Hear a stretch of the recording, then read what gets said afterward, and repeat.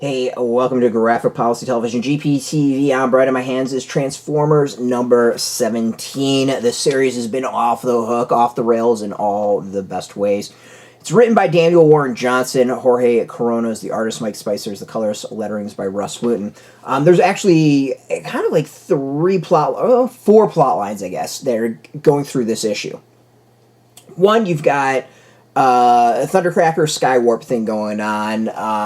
You've got Skywarp has been like fused with Teletran 1. Thundercracker doesn't believe that this has happened. He's found out basically his brother has been butchered and turned into this monster, so he's all sort of pissed and clearly, is gonna realize the leadership, the people he thought was leaders have been kind of screwing him over. So that's one. Two, you've got the search for Ultra Magnus. Ultra Magnus clearly has PTSD and is off his rocker. Really off his rocker, just firing at everything, has no idea what's going on. So that's plot number two. Number three is the factions between Soundwave and Starscream going at it. You've got Devastator fighting Bruticus. This time it's moved to Seattle. So now the thing is cat's out of the bag. They've destroyed the Space Needle in Seattle. I don't think you're going to be able to hide the fact that there's giant robots on Earth at this point.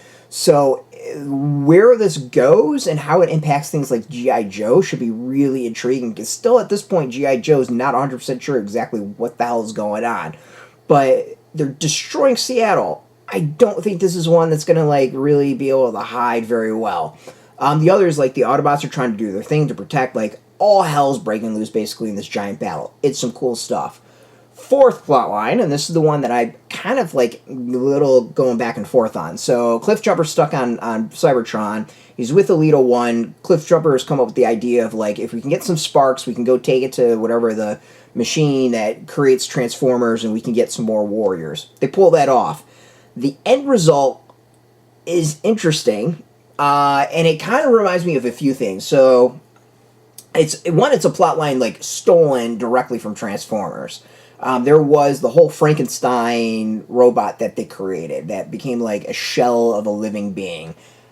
I would not be shocked if that happens here. The other part of it that I kind of hem and haw and kind of wince a little bit about is that the character design looks a lot like Shellhead from Teenage Mutant Ninja Turtles. I think it's Shellhead, right? This is the robot one, and they call this one Shredhead. So it kind of looks like the robot turtle to me, and maybe mix it a little bit with the Frankenstein Transformer from that one Gen 1 episode. So it's an interesting issue. It's one where there's a lot that goes on. I mean, this is a packed issue. A lot of important stuff goes on. It's going to have ramifications going forward. Question is how in all these ways, and that's part of the fun. And part of the thing that I like about Transformers is it's taken a lot of these classic elements and redoing them. I mean, what Cliffjumper is doing really feels like an episode out of Gen 1 where they try to create new Transformers. Doesn't go really well. And then the other, you got these epic Titanic battles going on. How it's staying hidden, you can't. There's no way that's possible. So, I gotta imagine that there's going to be something about this eventually in G.I. Joe where there's going to be a news thing of being no, Seattle's just destroyed by these giant robots. We gotta go and do something about it. The art by Jorge Corona is been solid. It's a lot like Daniel Warren Johnson's style, a little bit different, but it looks good.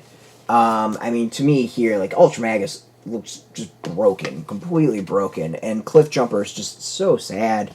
It's good. I think the art is solid. It again, the main story itself, it's got kind of this vibe of Gen 1, but at the same time, it's still its own thing. So I'm really excited to see where all this goes. It's a hell of an issue. It's a packed issue, which makes it feel like it's a key issue for all these stories going forward. So don't miss out. If you just like really good art, really good comics, check out Transformers. If you're a Transformers fan, this is not to be missed. So, Out in shops, highly recommend it. Go get it. We got a link beneath this video. Put in your zip code to tell the comic shop is near you.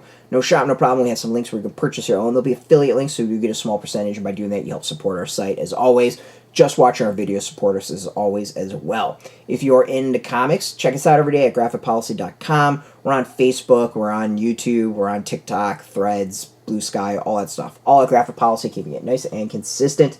So until next time, keep reading those comics, and keep it geeky.